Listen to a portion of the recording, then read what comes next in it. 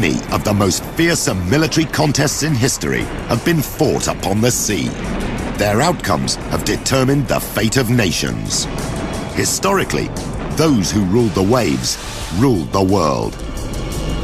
Now, Top 10 will test, assess, and grade the most feared and powerful fighting ships in naval history.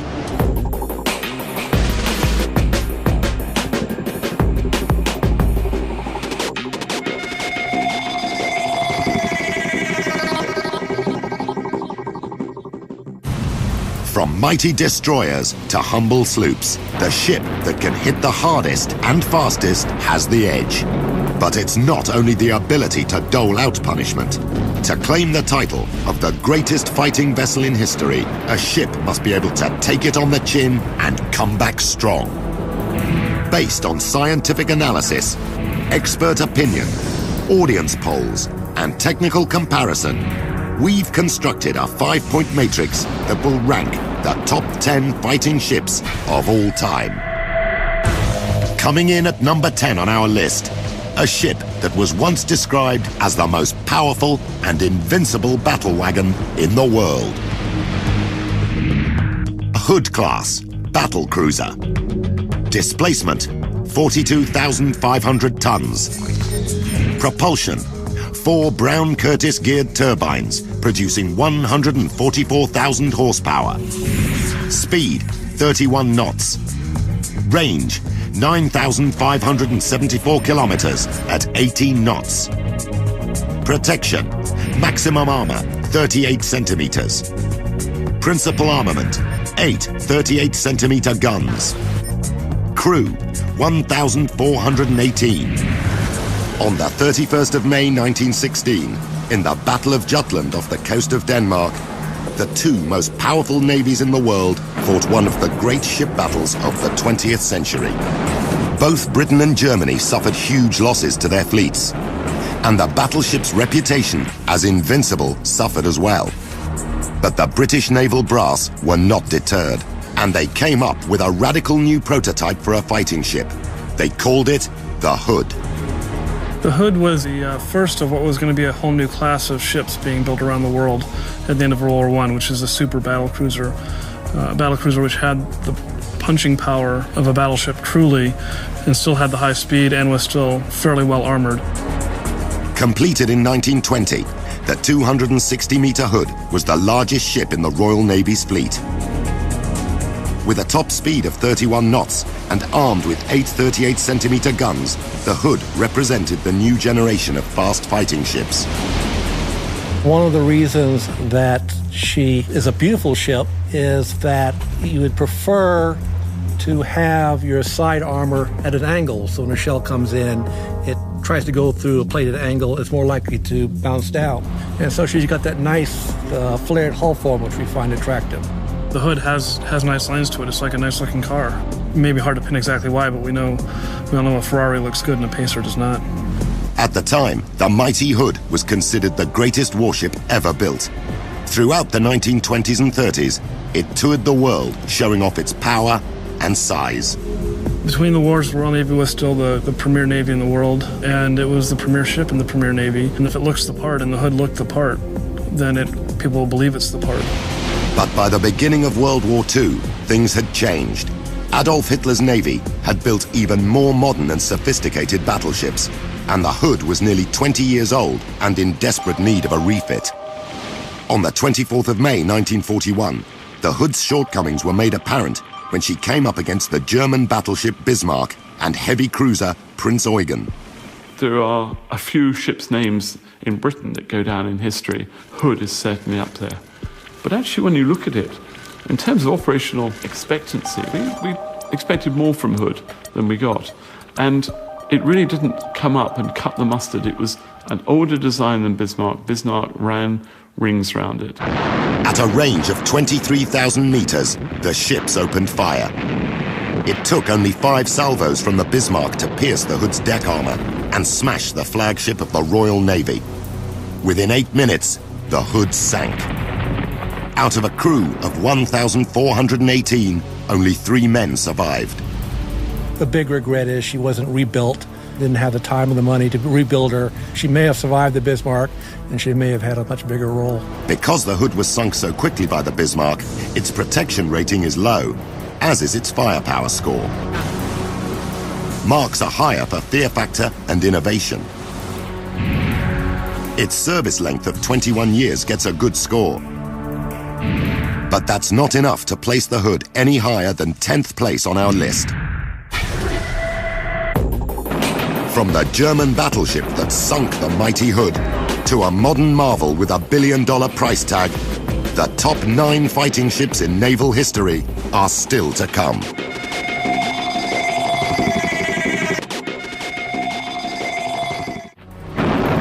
Over the past century, many wars have been won or lost at sea. And whilst naval power may no longer be the primary mark of a nation's might, the battleship's place in history is indisputable. Continuing our countdown of the top 10 fighting ships of all time, a ship that Nazi Germany looked to as a war winner, and one whose demise made it a legend, the pocket battleship. The Deutschland-class pocket battleship. Displacement, 16,200 tons. Propulsion, 8 MAN diesel engines producing 56,800 horsepower. Speed, 26 knots. Range, 14,500 kilometers at 19 knots. Protection, maximum armor, 13 centimeters. Principal armament, 6 28-centimeter guns. Crew, 1,150. After the bloody battles of World War I, the Allies and Germany signed the Treaty of Versailles, limiting the German Navy to 6 battleships of no greater than 10,000 tons displacement each. But in May 1931, Germany flouted the treaty by launching its latest fighting ship. Called the Deutschland, it was the forerunner of a completely new class of ship, known as Panzerschiff, or pocket battleship. It's interesting the ship was laid down before Hitler came to power, and it stretched the Versailles Treaty. It shows how far Germany was already interested in moving to a more military standing. By 1934, 2 more Panzerschiff-class ships had been launched, the Admiral Scheer and the Graf Spee.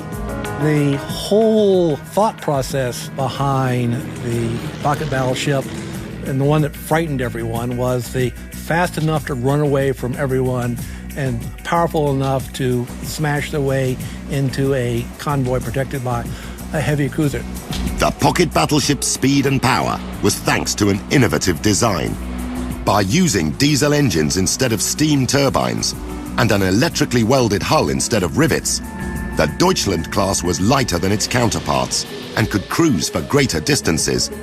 It sent shivers of fear throughout the Allied navies. It had pretty good speed. It had a weapons package that made it very tricky for any cruiser to handle, and enough speed that it could outrun pretty much any of the existing dreadnoughts are still around.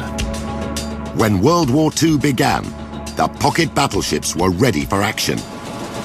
In the first 3 months of the war, the Graf Spee sunk 9 merchant ships, totaling over 50,000 tons, furthering its reputation as an invincible fighter. But on the 13th of December 1939, that reputation was put to the test when 3 British cruisers outside the Uruguayan port of Montevideo cornered the Graf Spee. In what was called the Battle of the River Plate, the Graf Spee knocked out all the guns on one cruiser and seriously damaged the other 2.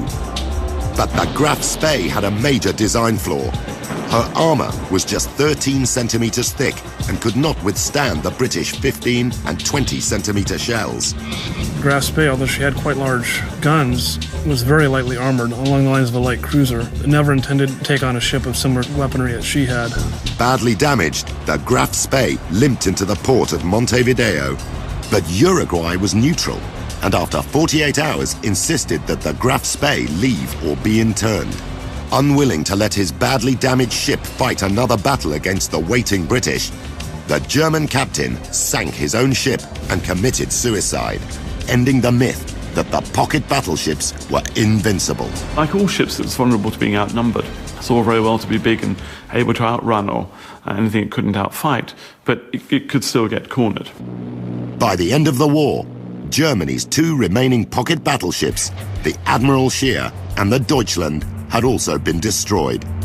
But during their brief lives, all three had demonstrated that they could hit hard, earning the respect of the Allied navies. So for fear factor and firepower, they score well.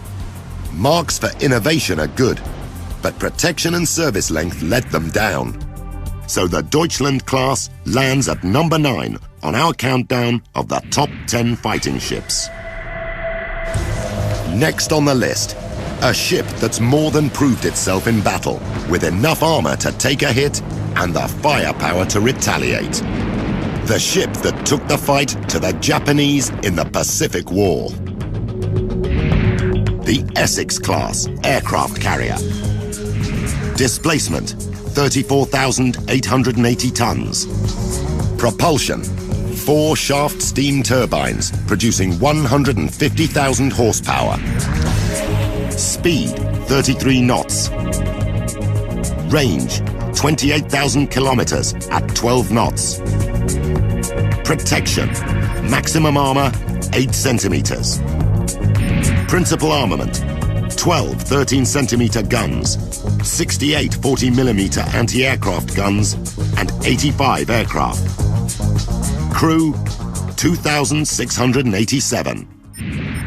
In December 1941, Japanese bombers took off from aircraft carriers in the Pacific and attacked America at Pearl Harbor.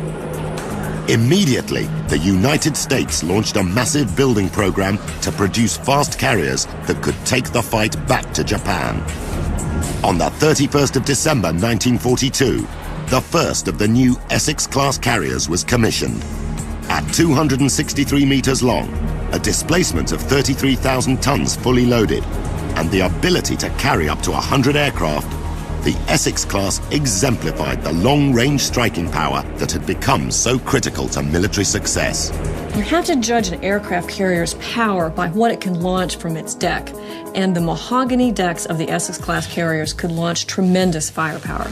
At the Battle of the Philippine Sea, the admiral in charge was able to launch over 200 aircraft in less than 10 minutes once they had sighted the Japanese fleet. That's an achievement that really could not even be matched today. Once you get into 1943, and especially into 1944, the vast majority of aircraft that were operated in battles like the Philippine Sea and Leyte Gulf came from Essex-class carriers. With a crew of more than 2,600 and a range of 28,000 kilometers, the Essex-class carriers were a formidable adversary. They became the #1 target of the kamikaze pilots. They were rugged, they could take attacks, whether from bombs or eventually from the kamikazes, and keep the march forward with relentless naval air power extending out over the Central Pacific.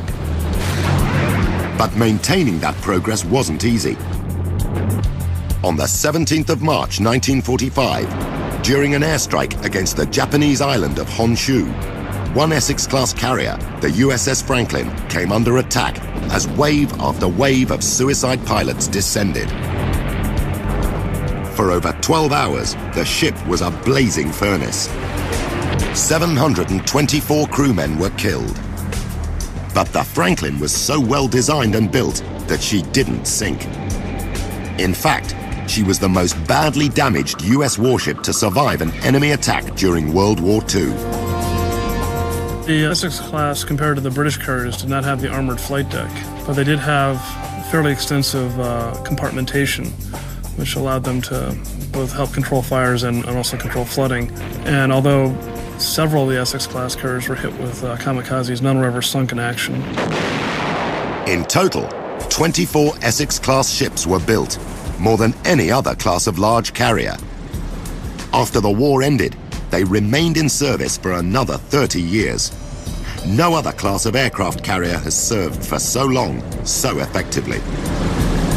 In pure design terms, the Essex class is a tremendous evolution. But to see its real impact, the true impact of the Essex class is the fact that it made it possible for the Allies to win in the Pacific in World War II. The Essex class scores well on our matrix, with good marks for fear factor and protection. Equally good are its scores for service length, innovation, and firepower. So the Essex earns the number 8 spot on our list of the top 10 fighting ships. Next up is a battleship that took on the might of the British Navy and fought its way into history. The Bismarck-class battleship. Displacement, 50,153 tons. Propulsion, 3 geared steam turbines producing 150,170 horsepower. Speed, 30 knots. Range, 15,800 kilometers at 19 knots. Protection, maximum armor, 36 centimeters. Principal armament, 8 38-centimeter guns. Crew, 2,200. Launched in February 1939, the Bismarck was said to be Adolf Hitler's favorite ship. One of 2 German battleships in her class, fully loaded, each weighed a hefty 50,000 tons. The Bismarck was a ship not built to treaty limitations, so she was about 20% bigger than the ships being built by the Royal Navy and by the U.S. Navy at the time. From that standpoint, there was no ship in the Royal Navy at the time that could quite match her toe-to-toe on paper. At the beginning of the war, Germany commissioned the Bismarck into service. Her sister ship, the Tirpitz, was still being fitted out, so the German naval brass were anxious to get the Bismarck into battle. The German policy was not to send out a ship until she'd been in commission 6 months. If they'd waited a few months, they would have had 2 battleships out so they could be mutually supporting. One could see that the German Navy thinking, oh my gosh, we're going to invade Russia in June, the Army's going to win again, they're going to win the war, we'll have contributed nothing, we better get out there and get some publicity before the German Army victory occurs. On the 19th of May 1941, Bismarck went on her first war patrol in the North Atlantic. She was accompanied by the heavy cruiser Prince Eugen. Their mission? To attack the Allies' vital convoys. On May the 25th, the Bismarck sighted Britain's HMS Hood. 5 salvos from the Bismarck's superior guns sent the Hood to the bottom of the ocean. The British Navy wanted revenge. The order went out, sink the Bismarck. For over 3 days, the British fleet stalked the German battleship. Finally, on the morning of May the 27th, with its steering smashed by torpedo bombers, the pride of the German army was cornered. After 3 hours of continuous shelling, the German captain gave the order to sink and abandon the Bismarck. Over 2,000 men were lost. What's fascinating about the Bismarck is that the technology was in fact so advanced on it, it didn't actually understand that the Brits had not caught up with that technology. So its close-range and medium-range anti-aircraft systems couldn't be calibrated for the slow flying speed of the Flyaway Swordfish torpedo bomber. So it was able to be stopped. With the sinking of the Bismarck, Britain set her sights on the Tirpitz. And on November the 12th, 1944, exacted revenge. Holed up in a Norwegian fjord, the Tirpitz was eventually destroyed by 6-ton tallboy bombs dropped by the RAF. The threat of German battleship supremacy was finally over. Because the Bismarck class was such a menace, its fear factor rating has to be high, as does its firepower score. But protection, innovation, and service length let it down. So the jewel of the Nazi German fleet can go no higher than number 7 on our list of the top 10 fighting ships. Next up, another World War II heavyweight. A heavily armed and fortified battleship that proved itself again and again. The North Carolina-class battleship. Displacement, 44,800 tons. Propulsion, Quadruple steam turbines producing 121,000 horsepower. Speed, 27 knots. Range, 29,000 kilometers. Protection, maximum armor, 40 centimeters. Principal armament, 9 40-centimeter guns. Crew, 1,880. Launched on the 1st of June 1940, the USS Washington was the first of the new generation American battleships that featured better torpedo and deck armor and more speed. 12 days later, its sister ship, the North Carolina, was launched. These two ships became known as the North Carolina class. Both had seen changes throughout their design and building phases, due in part to an international treaty that limited the size of their guns. The North Carolina, of course, was famous for having been designed as 3 quad 14-inch mounts with a little option to put 16-inch at the last moment, because there was a clause in the treaty saying, well, if the Japanese don't play fair, you can go to 16-inch guns.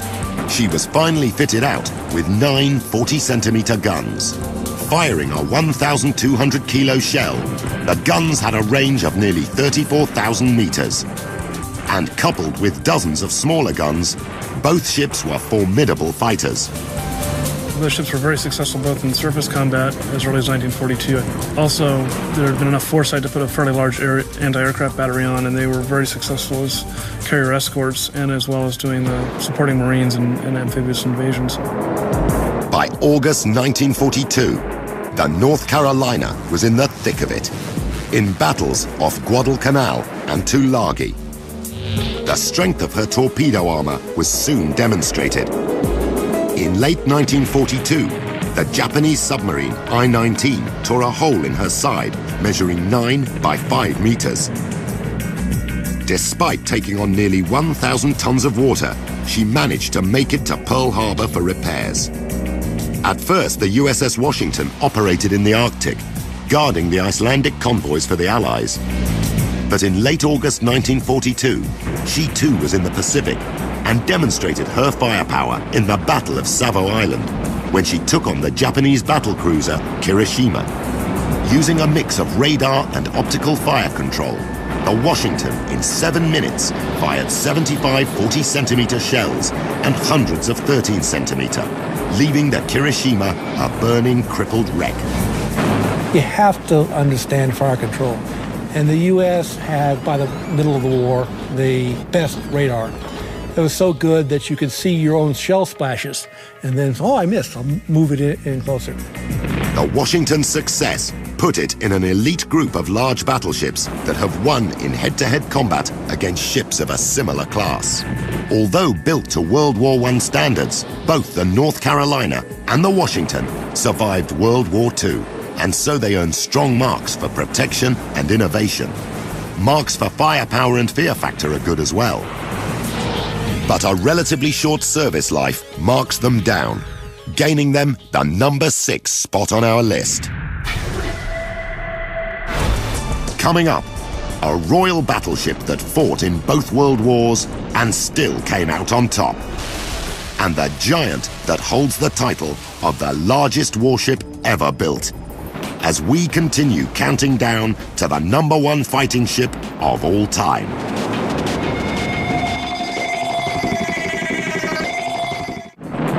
Halfway through our countdown of the top 10 fighting ships in naval history. Number 5, a flyweight fighter with a super heavyweight punch. A ship whose creed was kill or be killed. The Fletcher-class destroyer. Displacement, standard, 2,325 tons. Propulsion, 2 geared turbines producing 60,000 shaft horsepower. Range, 12,000 kilometers at 15 knots. Protection, 1.3 centimeters over vital areas. Principal armament, 5 13-centimeter guns. Crew, 329. Sunday, December the 7th, 1941. The US Pacific Fleet lay in ruins at Pearl Harbor. The next day, America was at war. Immediately, the US Navy began making ships to take the fight back to Japan, to avenge Pearl Harbor. 11 shipyards were tasked with building a new class of fast, heavily armed destroyers, the Fletcher class. Soon, these sleek ships were coming off the slipways. 115 meters long and nearly 2,900 tons when fully loaded, the Fletchers were significantly larger than any previous American destroyer.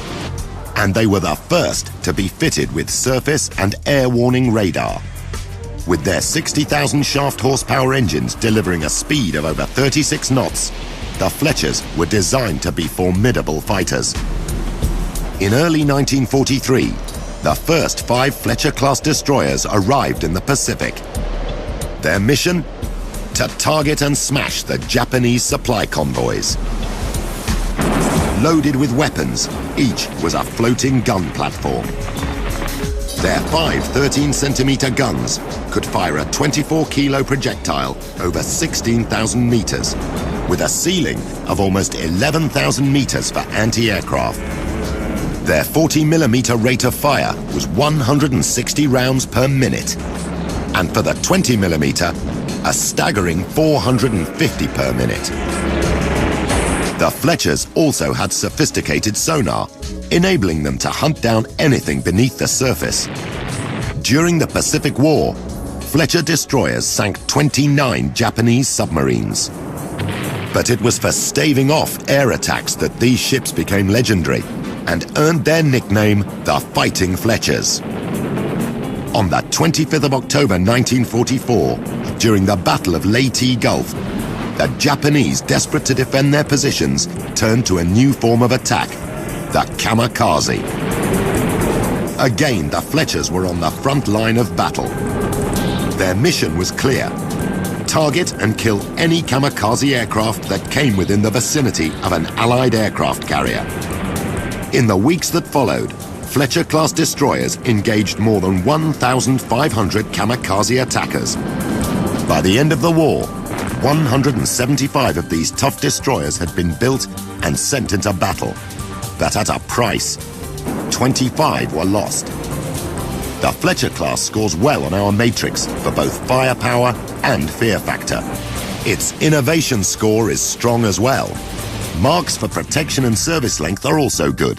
So the Fighting Fletchers earn the number 5 spot on our list of the top 10 fighting ships. This next ship is at the cutting edge of modern technology. It has a price tag of $1 billion and is considered to be one of the most powerful ships in the world. The Ticonderoga class, missile cruiser. Displacement, 9,466 tons. Propulsion, 4 General Electric petrol turbine engines producing 80,000 horsepower. Speed, 30 knots. Range, 11,000 kilometers at 20 knots. Protection, Kevlar armor over vital areas.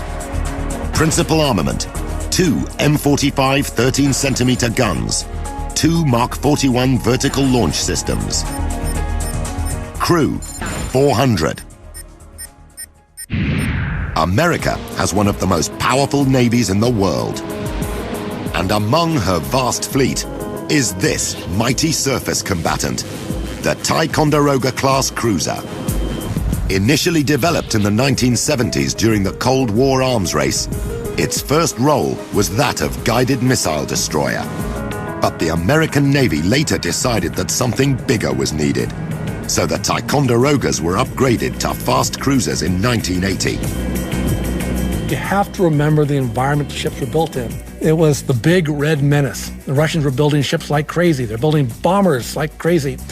And the policy at the time was, we need these ships, we need Aegis, we need it now, we can save time, we can save effort by building on this legacy product line. With a length of over 173 meters and a top speed of 30 knots, the Ticonderogas are protected by Kevlar armor over all vital areas. They were also the first surface ships equipped with the Aegis Combat System, a highly sophisticated, fully integrated surface-to-air weapons system. This is a advanced radar that gets rid of the rotating radar and the sort of classic sweep that we all think of on a radar screen, and allows the ship to look in all directions at once and track large numbers of targets. With its clean, uncluttered decks, a Ticonderoga cruiser may not look that powerful, but looks can be deceiving. This ship packs a mighty punch. A cruiser like the USS Ticonderoga class or a companion, the USS Shiloh, one of that class, can launch Tomahawk land attack missiles. These missiles are fairly light, but their ability to fly through terrain following to any pre-programmed target makes them a tremendous weapon of war. Along with the Aegis weapons system, each ship has two M45 13cm guns, close-in weapons systems, torpedo launchers, and the capability to launch Tomahawk cruise missiles. The Ticonderogas can hit hard and deep into enemy territory. As the forerunners of the computer-controlled ships, the Ticonderogas are at the center of today's digital battlefield. They've seen service off the coast of Lebanon, Kuwait, and Korea, acting in both peacekeeping and offensive roles.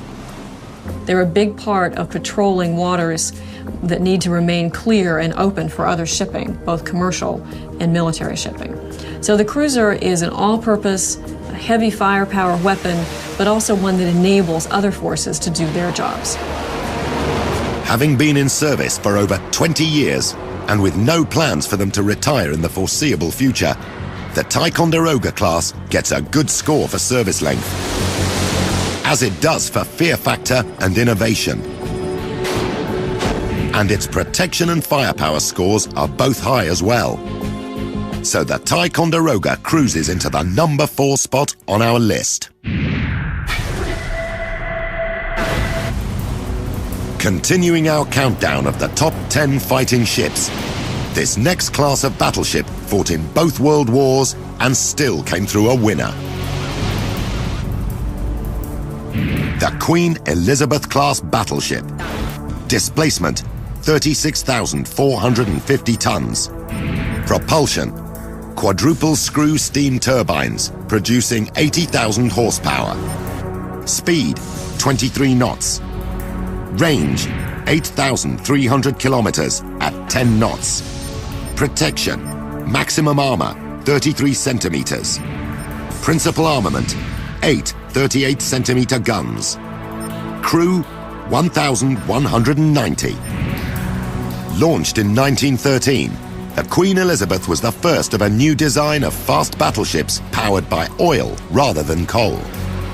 By early 1916, she was joined by 4 sister ships, Barham, Malaya, Valiant, and Warspite, armed with 8 38-centimeter main guns and 16 15-centimeter secondary. The Queen Elizabeth class were the most powerful British warships in World War I. I think in looking back at the Royal and Dreadnoughts, by nature of being at the end of that line of development, it represents the zenith of that design, certainly within the Royal Navy. During the 1930s, the class was modernized. Now sporting only one smokestack, they were fitted with anti-aircraft capability. Their main guns were upgraded to fire an 862-kilo shell over 29,000 meters. The Queen Elizabeths were ready when World War II began.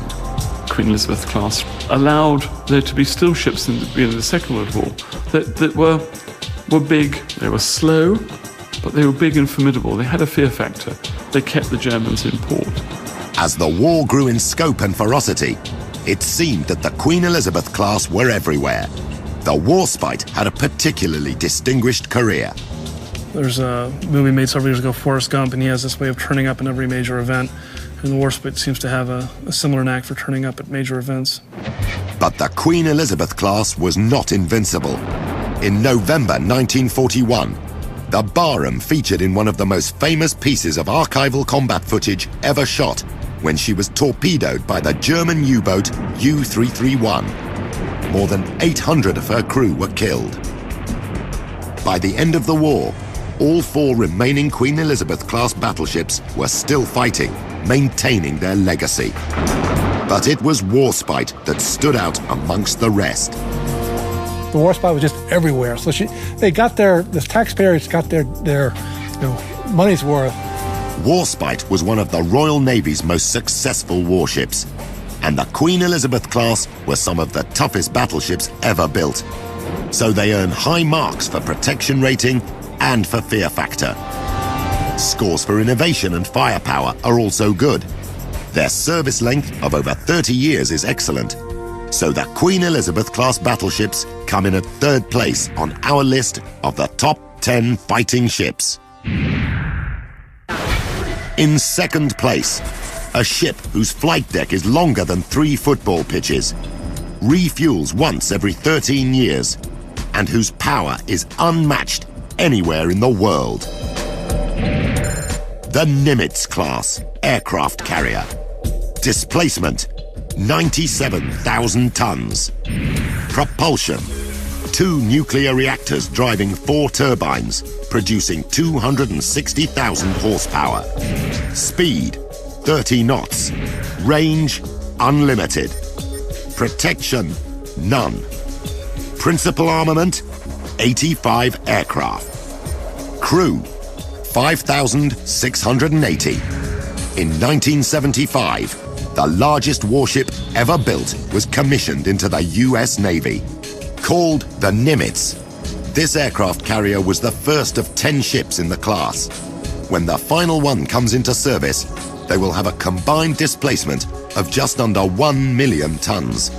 But it's not just their weight that's impressive. These carriers have humbling dimensions. 333 meters in length, 77 meters in width. Their flight decks are so large, they can handle more than 85 aircraft. And with a crew of over 5,600, the Nimitz class points to a significant change in recognized carrier tactics. The Navy decided that carriers had to go solo in the maritime strategy of the 1980s. The carrier plus its battle group would operate as an autonomous unit, whether that was for crisis response, diplomatic forward presence, or as part of a major war in Europe.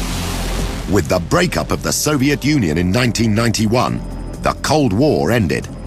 The Nimitz-class carrier's role changed to one of peacekeeper. Today, the appearance of a U.S. Navy carrier off your shores, if you're a friend of the U.S., tells you that the U.S. is there backing you. If you're an opponent of the U.S., tells you that we're interested in changing your policy.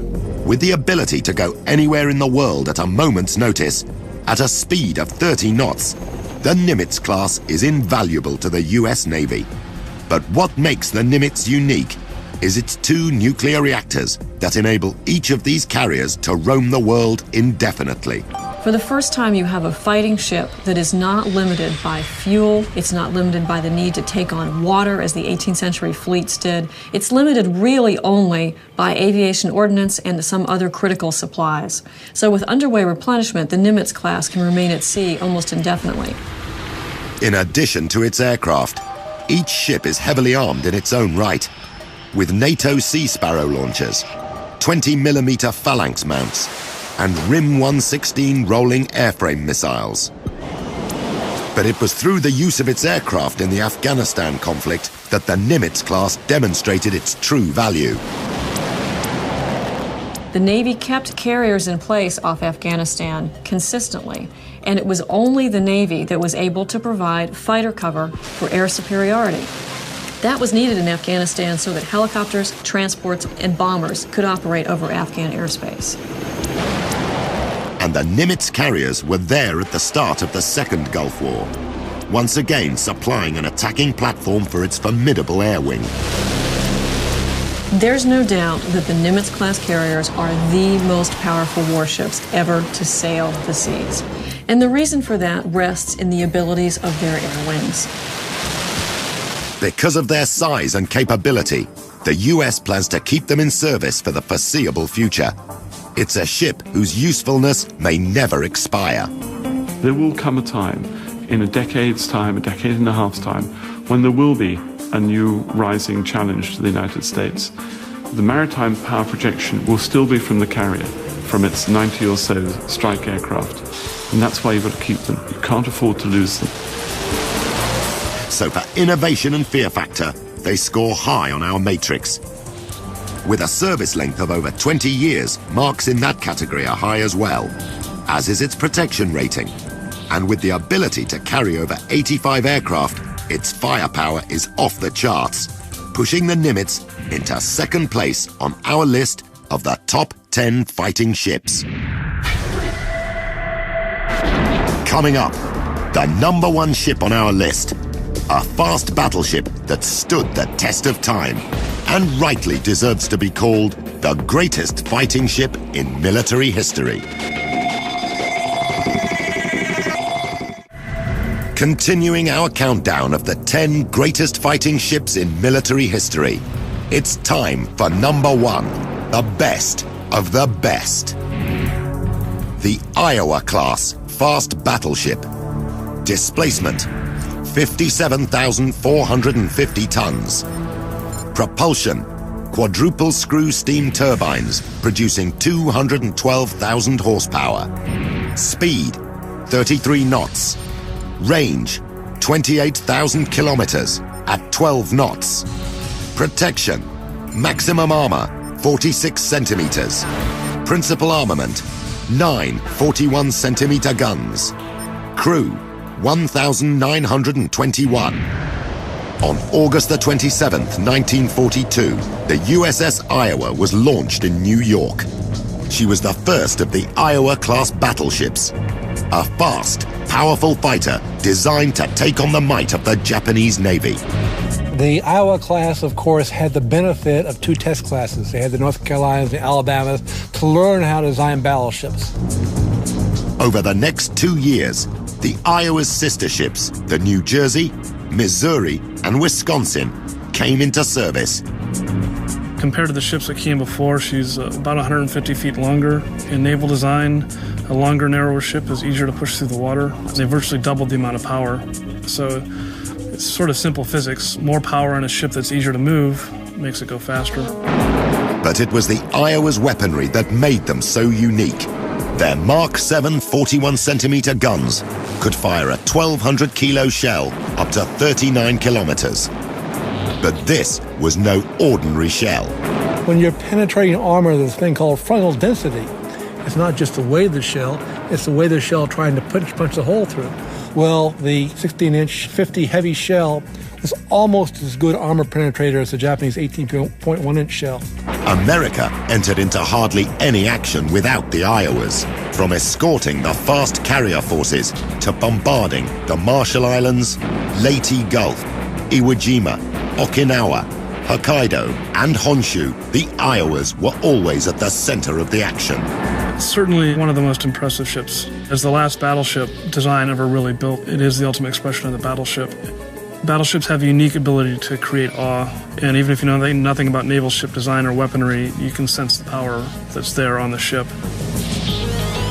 In August 1945, the USS Missouri, the newest in the Iowa class, hosted the official Japanese surrender in Tokyo Bay, a fitting tribute to a great fighting ship. But the story of the Iowa class doesn't end there. Decommissioned at the end of World War II, the Iowas were soon recalled for action in the Korean War.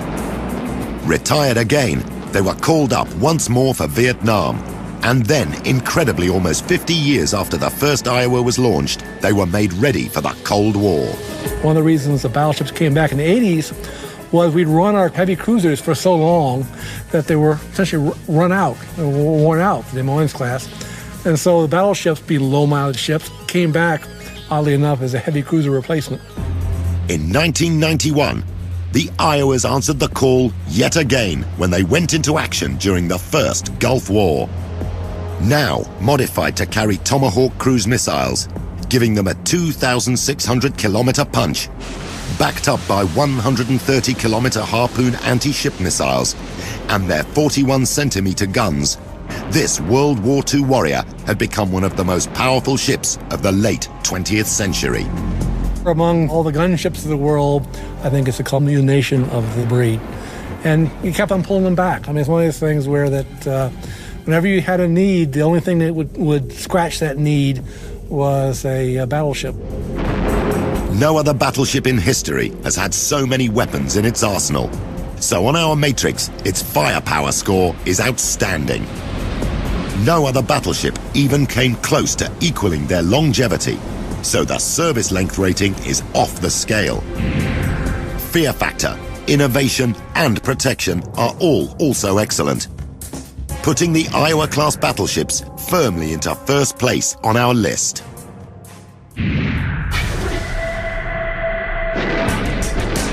So there it is, 10 fighting ships that have shaped the course of naval warfare and history. But it's the mighty Iowa-class battleship's massive firepower, an incredible 35-knot top speed, superior armor protection, and a service length of over 50 years that rightly earns it the title of the greatest of all time.